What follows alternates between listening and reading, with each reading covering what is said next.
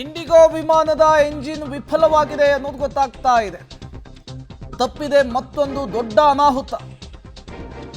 ದೆಹಲಿಯಿಂದ ಗೋವಾಕ್ಕೆ ಹೊರಟಂತಹ ಇಂಡಿಗೋ ವಿಮಾನ ಇದು. ಒಂದು ಇಂಜಿನ್ ವಿಫಲವಾದ ಹಿನ್ನೆಲೆಯಲ್ಲಿ ಮುಂಬೈನಲ್ಲಿ ತುರ್ತು ಭೂಸ್ಪರ್ಶವನ್ನು ಮಾಡಲಾಗಿದೆ. ಇಂಡಿಗೋ ವಿಮಾನದ ಎಂಜಿನ್ ವಿಫಲವಾಗಿ ಪ್ಯಾಸೆಂಜರ್ಸ್ ಆತಂಕಕ್ಕೊಳಗಾಗಿದ್ದು ತತ್ಕ್ಷಣಕ್ಕೆ ಎಮರ್ಜೆನ್ಸಿ ಲ್ಯಾಂಡಿಂಗ್ ಮಾಡಲಾಗಿದೆ ಅನ್ನುವಂತಹ ವಿಚಾರ ಗೊತ್ತಾಗ್ತಾ ಇದೆ. ಮೊನ್ನೆ ಅಹಮದಾಬಾದ್ನಲ್ಲಿ ಏನಾಯಿತು ಅನ್ನೋದನ್ನು ಇಡೀ ಜಗತ್ತೇ ನೋಡಿದೆ. 240ಕ್ಕೂ ಹೆಚ್ಚು ಜನ ಸಾವನ್ನಪ್ಪಿದ್ರು ವಿಮಾನದ ದುರಂತದಲ್ಲಿ. ಅದಾದ ಮೇಲೆ ಒಂದೊಂದೇ ಘಟನೆಗಳಾಗ್ತಾ ಇದೆ. ಈಗ ಮತ್ತೊಂದು ವಿಚಾರ ಗೊತ್ತಾಗ್ತಾ ಇರುವಂಥದ್ದು, ದೆಹಲಿಯಿಂದ ಗೋವಾಕ್ಕೆ ಹೊರಟಂತಹ ವಿಮಾನದಲ್ಲಿ ಇಂಜಿನ್ ವೈಫಲ್ಯ ಕಾಣಿಸ್ಕೊಂಡಿದೆ. ವಿಮಾನಕ್ಕೆ 2 ಇಂಜಿನ್ ಇರುತ್ತೆ.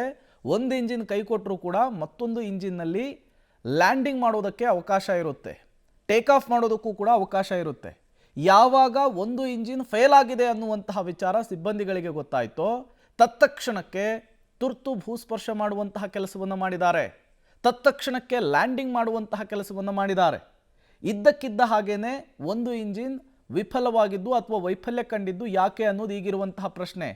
ಒಂದು ವಿಮಾನ ಟೇಕ್ ಆಫ್ ಆಗುವ ಮೊದಲು ಹಲವು ಸುತ್ತಿನ ಚೆಕ್ಕಿಂಗಿಗೆ ಒಳಪಡಿಸಲಾಗಿರುತ್ತೆ.